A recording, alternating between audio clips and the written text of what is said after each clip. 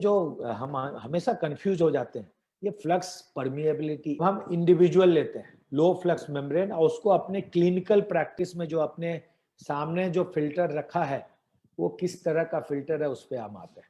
तो pore size 1 nanometre, ultra filtration less than 10, beta 2 microglobulin clearance less than 10, solid permeability जो है वो urea और क्रिएटिनिन की है, और जितने जो फिल्टर है F5, 6, 7, 8, 9, 10 मैंने नहीं लिखा, 10 तो ये सब जो है 10, 12 ये इसमें नहीं आते हैं, वो मिडिल फ्लक्स में चले जाते हैं। इलिसियो 1.3 LR एंड 1.5 LR। आप अभी अगर निप्रो का नया जो डायलाइजर देखोगे उसमें LR सीरीज है, M सीरीज है और H सीरीज है। ये LR सीरीज जो है उसका नाम रखा इसलिए गया है कि वो लीड रिमूव होता है, मतलब हेडर रिमूव होते हैं, और जो M और H सीरीज लिखा रहता है उसमें हेडर रिमूव नहीं होते हैं। जब पहली बार हम लोगों ने डायलाइजर इलिसियो का लिया आज से 5 साल पहले, तो हमको एक ऑप्शन दिया गया निप्रो के तरफ से कि सर LR सीरीज का डायलाइजर बहुत चलता है इंडिया में, आप लोगे क्या? हम बोले नहीं भाई, मैं तो M और H लूंगा, LR सीरीज नहीं लूंगा, क्योंकि मैं नहीं चाहता हूं कि मेरे टेक्नीशियन लोग ये आदत लगाएं कि उनको लीड खोलने की आदत होनी चाहिए। शुरू में बहुत रेजिस्टेंस आया क्योंकि F5, 6, 7, 8 ये सब डायलाइजर के लीड जो है रिमूव होते थे और उसको क्लीन करने में आसानी होती थी टेक्नीशियन लोग को।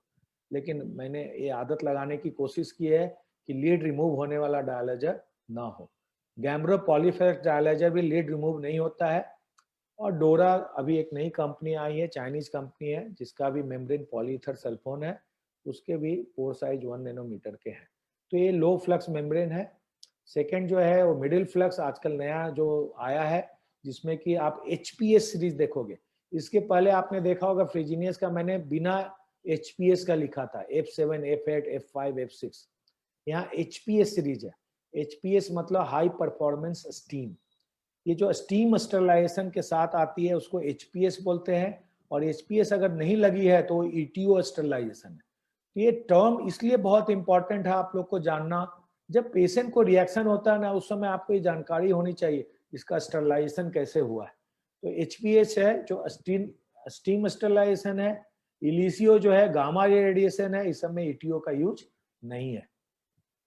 हाई फ्लक्स पोर साइज जो है 3 nm का है, उसका KUF मोर देन 20 है, बीटा 2 माइक्रोग्लोबुलिन क्लियरेंस भी मोर देन 20 है, और ये बीटा 2 माइक्रोग्लोबुलिन और मिडिल मॉलिक्यूल को निकालने के लिए काफी यूज होता है, और हीमोडाइफिल्ट्रेशन में भी ये मेम्ब्रेन यूज होते हैं। FS60, ATS, 100 HDF ये जो मेम्ब्रेन है फ्रिजीनियस के हैं। और H सीरीज, H मतलब हाई फ्लक्स, M मतलब मिडिल फ्लक्स, L मतलब लो फ्लक्स। बहुत सारे मेम्ब्रेन डायलाइजर पे ऐसा लिखा रहता है, उसका मतलब होता है low flux, middle flux, high flux. Gambro का पॉली फ्लक्स जो सीरीज है उसमें 1.4H, 1.7H एंड 2.1H। ये जो 1.3, 1.5 है ये सरफेस एरिया बताता है, 1.4 सरफेस एरिया बताता है मेम्ब्रेन का। तो जितना बड़ा सरफेस एरिया उतना ज्यादा नंबर। सुपर फ्लक्स मेम्ब्रेन मैंने बताया 5 से 10 नैनोमीटर के साइज का होता है, मोर देन 60 उसके KUF होती है, और वो एल्बुमिन, इंटरल्यूकिन 6, TNF अल्फा, और सुधीर ने बताया क्या, लाइट चेन्स, मल्टीपल माइलोमा, ये सब में यूज होता है। गैम्ब्रो का जो नया मेम्ब्रेन आ रहे हैं थिरानोवा, वो जो है वो सुपर फ्लक्स मेम्ब्रेन है। अब आते हैं परमिएबिलिटी, कभी कभी कंफ्यूज होता है, मैं रिपीट कर रहा हूं, इसमें कंफ्यूज होने की बात नहीं है। लो परमिएबिलिटी और हाई परमिएबिलिटी मेम्ब्रेन जो होते हैं बीटा 2 माइक्रोग्लोबुलिन क्लियरेंस के आधार पे डिवाइड किए। तो अभी तक आपने जाना है कि मटेरियल के आधार पे हमने डिवाइड किया मेम्ब्रेन को, फ्लक्स के आधार पे किया, low flux, middle flux, super flux, high flux, उसके